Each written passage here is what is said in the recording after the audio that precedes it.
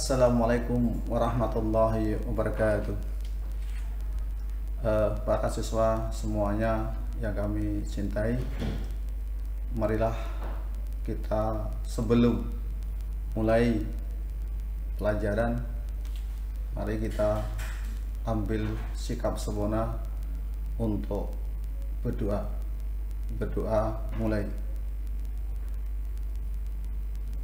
Cukup, terima kasih. Para siswa semuanya, gimana kabar? Sehat semuanya? Gimana pada hari ini? Bisa berangkat semua ya, semuanya? Oke, terima kasih. Baiklah, para siswa semuanya, gimana pada minggu yang lalu kita telah berbicara, telah memberikan suatu penjelasan mengenai faktor-faktor penyebab kemunduran peradaban Islam. Nah, di mana ada 4 faktor penyebab kemunduran peradaban Islam. Tentu para siswa semuanya masih ingat. Ada yang tahu apa? 1, ayo, siapa ayo? Oke, kalau begitu kami ulangi lagi. Ada 4 faktor yang menyebabkan kemunduran peradaban Islam. Yang pertama itu adalah faktor kebodohan. Yang kedua, faktor rusaknya perilaku. Kemudian yang ketiga yaitu faktor di mana para pemimpin tidak menghiraukan lagi kepada rakyatnya. Nah, untuk itu kali ini kita akan membahas materi baru, bab baru, yaitu beribadah dan bersyukur. Di dalam bab 5 ini kita bicara tentang masalah beribadah dan bersyukur. Nah, ketika diri kita berbicara beribadah dan bersyukur, ini tentunya diri kita tidak bisa lepas dari landasannya, tidak bisa lepas dari sumbernya, tidak bisa lepas dari sumber, yaitu Al-Quran.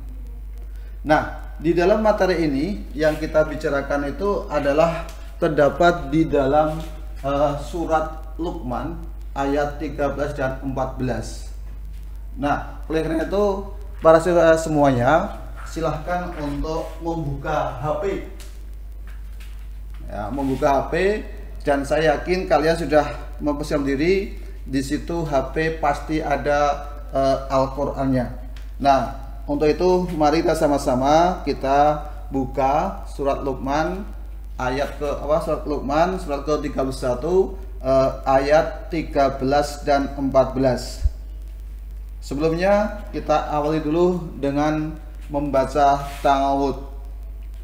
A'udzu billahi minasyaitonir rajim. Bismillahirrahmanirrahim. Wa id qala Luqmanu libnihi wa huwa ya'idhuhu ya bunayya la tusrik billah inna syirka la dzulmun adzim. Dan ingatlah ketika Luqman berkata kepada anaknya, ketika dia memberi pelajaran kepadanya, wahai anakku, janganlah engkau menyekutukan Allah. Sesungguhnya menyekutukan Allah itu adalah benar-benar kezaliman yang besar. Kemudian mari kita sama-sama baca surat selanjutnya, ayat selanjutnya, yaitu ayat ke-15. Bismillahirrahmanirrahim. Wa wassaynal insana biwalidayhi hamalathu ummuhu wahnan ala wahnin wa fisaluhu fi amaini anishkur li wa liwalidayka ilayyal masyir.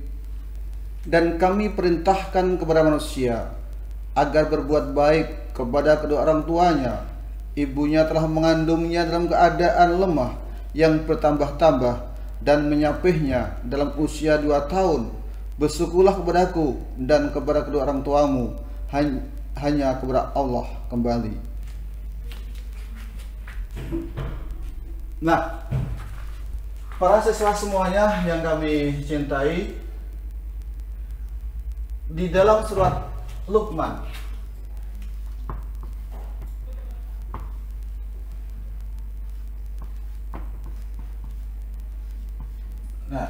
di dalam surat Luqman ayat 31, 13, ayat 13 dan 14 ini ada pelajaran yang perlu kita ketahui. Apa itu? Yang pertama adalah kita untuk jangan sampai berbuat musyrik.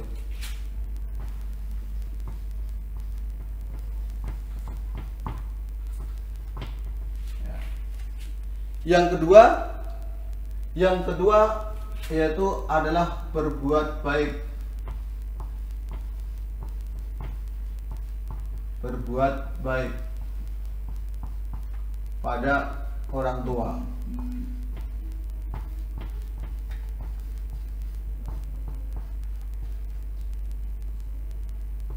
Yang ketiga adalah bersyukur.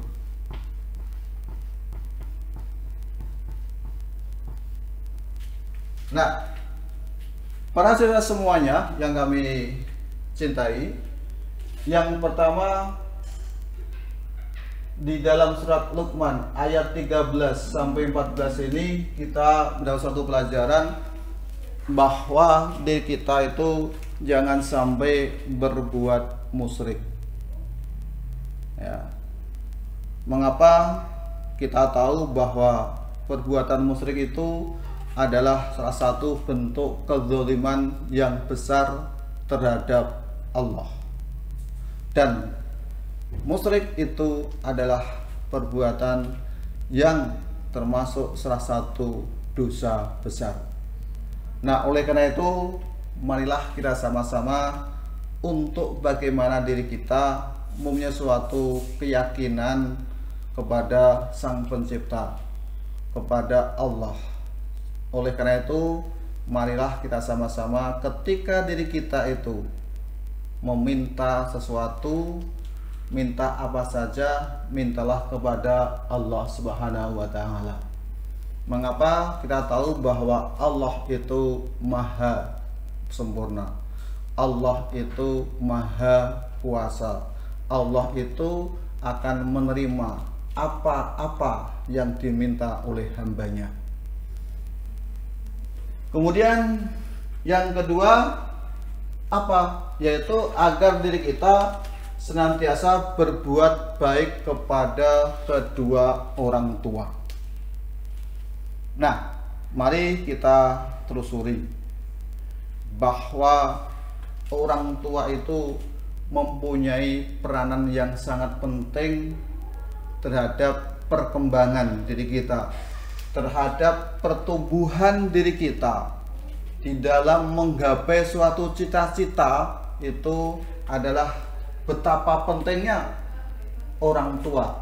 Nah, oleh karena itu marilah kita sama-sama untuk senantiasa berbakti, berbuat baik kepada orang tua, apalagi terhadap seorang ibu. Gimana seorang ibu itu mulai dari bobot, dari hamil, kemudian tambah bulan ke bulan dia mengalami suatu lemah, kemudian dia melahirkan, menyusui, mendidiknya, membesarkannya, itu adalah orang tua.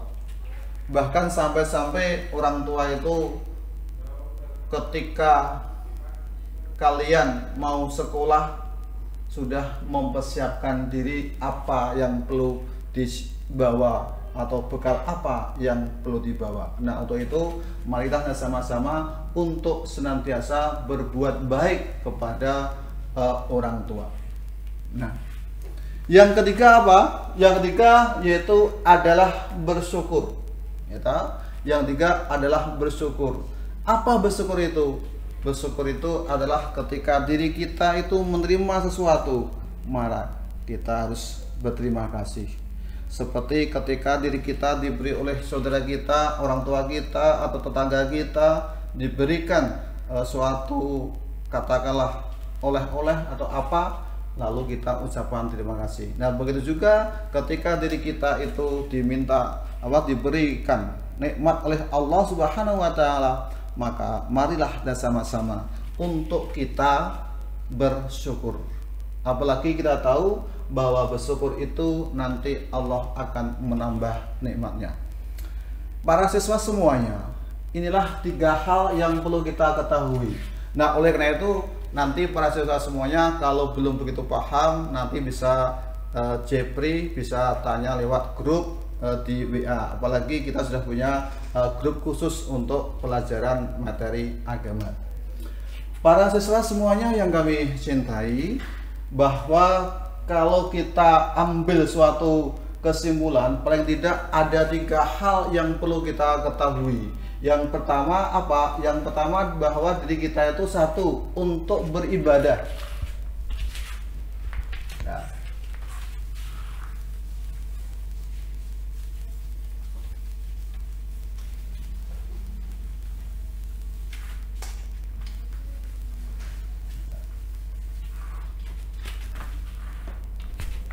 Jadi yang satu untuk beribadah.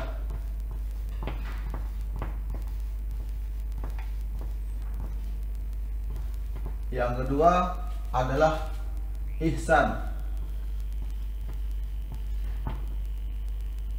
Nah, jadi marilah sama-sama kita untuk mengingat kembali bahwa tujuan Allah Subhanahu wa taala menciptakan diri kita itu hanyalah untuk ibadah. Sebagaimana firman-Nya, wa ma kharajna wal insa illa liya'budun. Ya, ini beribadah, berbiadalah. Ya. Nah, ibadah itu tidak hanya melulu dalam hal masalah sholat, tetapi kalian semuanya itu sebagai siswa di mana malam belajar. Lalu kemudian ada bapak ibu guru memberikan suatu tugas, kemudian kalian itu mengerjakan, ini pun juga termasuk ibadah. Ya, jadi ibadah itu pengertiannya luas. Nah, oleh karena itu kalian sebagai siswa yang punya tanggung jawab terhadap dirinya sendiri, terutama kalian sebagai seorang pelajar, maka marilah sama-sama, apalagi di masa pandemi ini, masa PJJ ini, ya toh, masa PJJ ini, monggo kalian untuk sungguh-sungguh di dalam belajar, sungguh-sungguh di dalam berusaha. Apalagi kalian itu sudah kelas 12, sudah kelas 12, ya.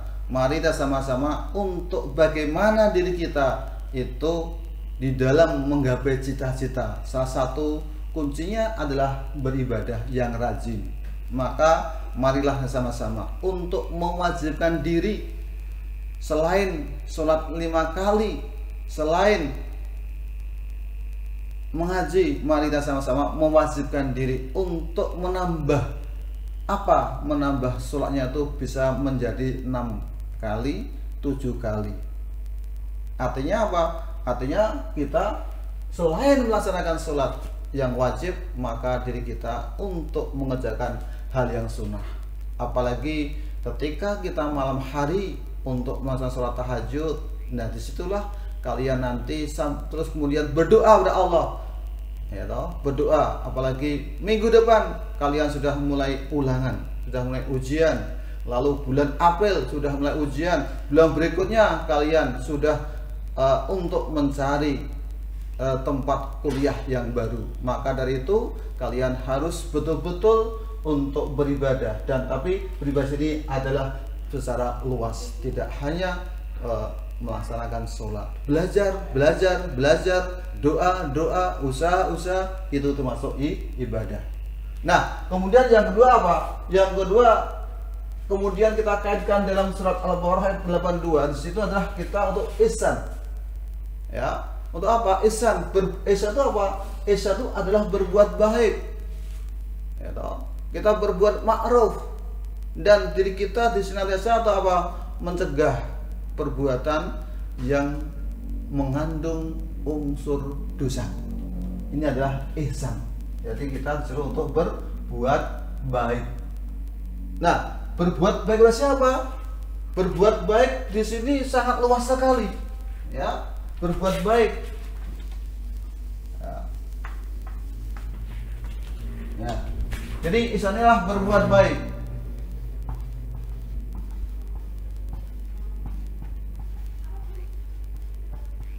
Berbuat baik pada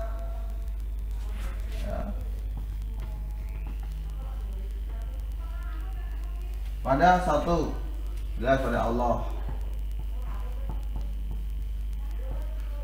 Dua, berbuat baik kepada sesama. Yang tiga,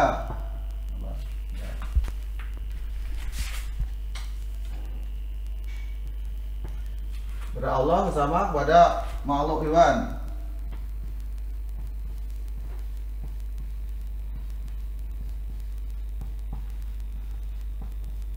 Makhluk lainnya, kemudian kepada lingkungan alam.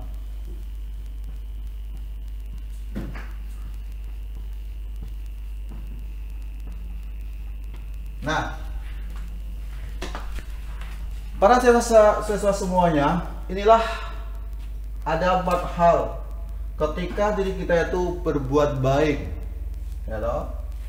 Berbuat baik kepada siapa? Yaitu berbuat kepada Allah. Seperti tadi ibadah. Nah, yang kedua adalah berbuat kepada sesama apa? Yaitu sesama manusia.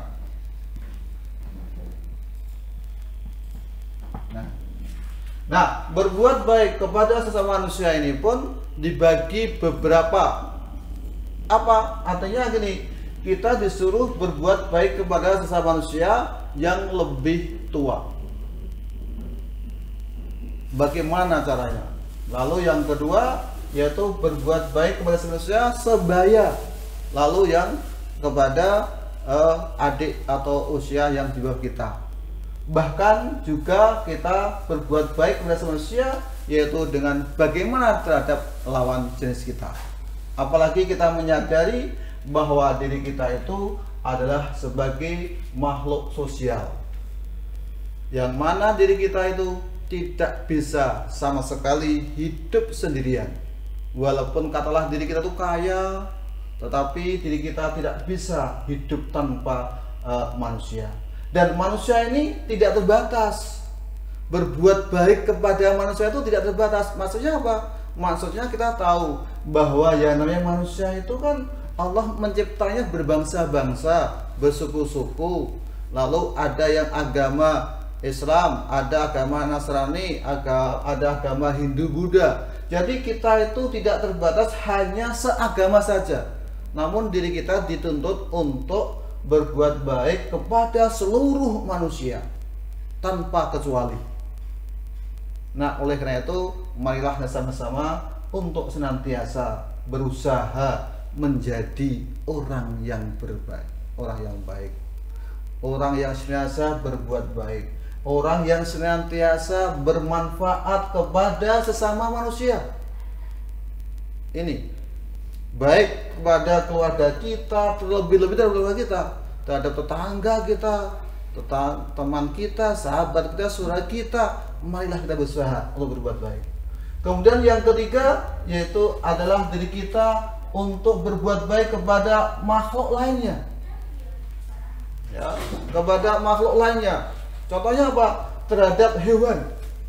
Ketika diri kita itu umpama memelihara kambing, memelihara sapi, memelihara kerbau, memelihara ayam, maka bagaimana diri kita itu harus bertanggung jawab. Artinya apa? Artinya ketika diri kita memelihara hewan, ya pagi dikasih makan, dikasih minum, ya. Jangan sampai hewan itu katalah dikurung apa, lalu kemudian tidak dikasih makan, lalu hewan itu mati, maka diri kita itu termasuk melakukan zalim terhadap makhluk, terhadap hewan tersebut, yang akhirnya diri kita unsur berbuat dosa. Untuk itu sekali lagi, marilah bersama-sama untuk senantiasa berbuat baik kepada makhluk lainnya. Bahkan sampai-sampai ketika diri kita itu mau makan daging azam, ini pun di dalam konsep Islam itu harus kita memperhatikan, yaitu apa? Dengan membaca basmalah ketika kita menyembelih. Yang kedua apa? Yang kedua adalah pisaunya yang tajam. Ya, pisaunya yang tajam. Ini yang perlu kita perhatikan. Kemudian yang keempat yaitu kita senantiasa berbuat baik kepada lingkungan alam. Nah, ini kepada lingkungan alam sekitar kita. Ya, maka marilah bersama-sama untuk bagaimana ketika orang tua kita mempunyai sawah, mempunyai pekarangan, mempunyai kebun, mari bersama-sama untuk kita kelola dengan baik, kita olah dengan baik, kita tanami dengan baik. Kita tanami pohon-pohonan pisang, pohon buah-buahan, atau apalah. Ya, ini dengan lingkungan alam. Lalu kita rawat dengan baik. Ya, kita pupuk, kita airi, kita bersihkan sekat-sekatnya sehingga nanti akan menghasilkan yang lebih baik. Ya, ini pada lingkungan alam. Dan ketika diri kita itu mau katakanlah nebang pohon itu yang akan kita gunakan untuk membangun rumah, maka ini pun juga ada etikanya. Yaitu apa? Jangan sampai ditebang habis-habisan sebelum adanya reboisasi, yaitu menanam kepada yang kecil, sehingga nanti ada suatu keseimbangan, sehingga tidak akan menimbulkan apa yang namanya banjir. Nah, sebenarnya kalau kita perhatikan, ketika diri kita itu berbuat baik kepada Allah, berbuat baik kepada sama manusia, berbuat baik kepada makhluk lainnya dan lingkungan alam, itu sebenarnya adalah untuk siapa tuh? Ayo, siapa para semuanya? Ya. Sebenarnya kalau kita berbuat baik itu adalah pada diri kita sendiri sebenarnya, itu bukan pada orang lain. Contohnya ketika diri kita itu berbuat baik kepada lingkungan alam dan di situ ada pohon-pohon yang disirami, tentu nanti ketika kita memandangnya akan merasakan, wah, pokoknya hijau royo-royo, akan menyenangkan, membahagiakan diri kita, menyenangkan diri kita. Apalagi nanti kalau sudah berbuah, wah, itu lebih baik. Nah, untuk itu marilah bersama-sama kita renungkan sejenak bahwa di dalam surat Luqman ayat 13, 14 dan surat Al-Baqarah ayat 82 di situ menerangkan kesimpulannya, satu adalah agar diri kita untuk jangan sampai berbuat musyrik. Yang kedua, kita untuk senantiasa berbuat baik kepada kedua orang tua. Kemudian yang ketiga, diri kita harus bersyukur. Dan yang keempat adalah diri kita disuruh untuk ihsan, berbuat baik kepada Allah, kepada manusia, kepada makhluk lainnya, dan kepada lingkungan alam. Para saudara semuanya, saya kira itu yang bisa kami sampaikan.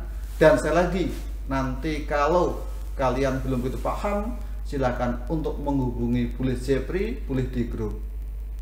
Demikian kita akhiri. Namun sebelumnya, mari kita berdoa dulu. Mudah-mudahan apa yang kita sampaikan itu ada manfaatnya, ada hikmahnya. Mari kita akhiri dengan membaca hamdalah. Alhamdulillahirabbil alamin. Terima kasih, selamat belajar, tetap jaga kesehatan. Assalamualaikum warahmatullahi wabarakatuh.